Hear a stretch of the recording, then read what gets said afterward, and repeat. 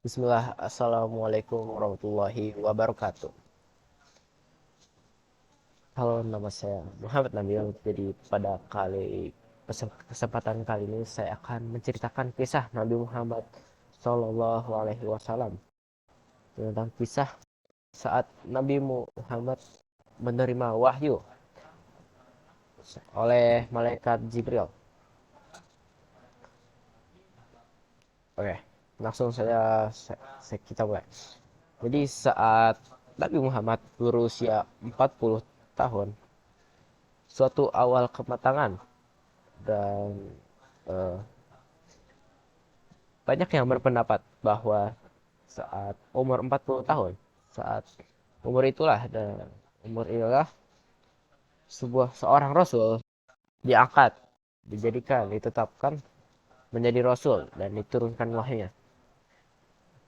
Ada yang berpendapat seperti itu.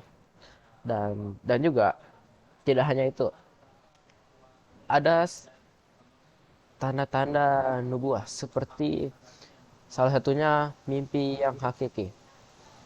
Apa itu mimpi yang hakiki? Jadi Nabi Muhammad Rasulullah SAW bermimpi hakiki selama 6 bulan. Di dalam mimpi tersebut, beliau memimpikan seperti fajar yang menyingsing. Fajar tersebut menyingsing dan beliau memimpikan mimpi tersebut selama 6 bulan. Nah, mimpi tersebut adalah mimpi yang hakiki dan mimpi yang hakiki termasuk di dalam tanda-tanda nubuah. 46 tanda nubuah yaitu mimpi hakiki. Akhirnya bulan Ramadan pun tiba. Bulan Ramadan yang ketiga saat masa pengasingan diri. Ya, nah, sekarang mari kita dengarkan tentang penuturan Aisyah yang meriwayatkan tentang kisah Nabi Muhammad. Jadi Nabi Muhammad dalam tidur beliau selalu memimpikan eh, mimpi seperti fajar yang menyingsing selama 6 bulan dan tidak ada mimpi yang lain. Hanya mimpi tersebut seperti fajar yang menyingsing selama 6 bulan. Lalu setelah mimpi yang hakiki tersebut, beliau juga suka mengasingkan diri di Gua Hiro. Sebelum ia pulang ke keluarga dari Gua Hiro, biasanya beliau membawa bekal untuk keluarga dan bekal untuk Khadijah. Nah, pada suatu saat di Gua Hiro, datanglah seorang malaikat Jibril turun kepada Nabi Muhammad membawakan wahyu.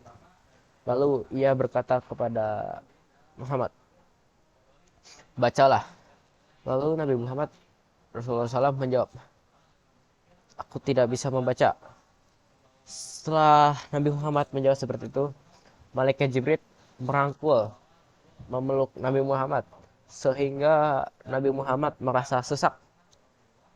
Lalu setelah itu malaikat Jibril berkata lagi, bacalah. Lalu Nabi Muhammad menjawabnya lagi sama seperti jawaban sebelumnya. Aku tidak bisa membaca. Ya, karena Nabi Muhammad tidak bisa membaca dan menulis. Dan kejadian itu berulang selama 3 kali. Ya. Dan sampai 3 kali malaikat pun pada akhirnya berkata, eh, itu surat Al-Alaq. Turunlah surat Al-Alaq dari ayat 1 sampai 5 yang berbunyi Iqra bismi rabbikal ladzi khalaq khalaqal insana min 'alaq Iqra wa rabbukal akram allazi 'allama bil qalam. Bacalah. Lalu setelah turunnya ayat tersebut, Nabi Muhammad pun pulang ke rumahnya lalu bertemu Khadijah. Lalu ia meminta untuk diselimuti. Ia berkata, selimutilah aku, selimutilah aku. Lalu Khadijah pun menyelimutinya hingga badan badan Nabi Muhammad kembali tenang karena sebelumnya bergetar dan panik, layaknya seperti orang demam. Lalu Nabi Muhammad berkata, apa yang telah terjadi kepada diriku? Beliau bertanya kepada Khadijah. Lalu maka dia berkata lagi, apa saja baru apa saja yang telah terjadi padaku? Lalu Khadijah menjawabnya, "Eh, demi Allah, Allah tidak akan menghinakanmu." Eh, lalu Khadijah eh, lalu Khadijah membawakan orang Warakoh. Warakoh adalah seorang penulis buku dalam bahasa Ibrani. Tak hanya buku, ia juga menulis kitab Injil dalam bahasa Ibrani. Nah, mungkin cukup sekian dari saya kisah turunnya wahyu kepada Nabi Muhammad SAW.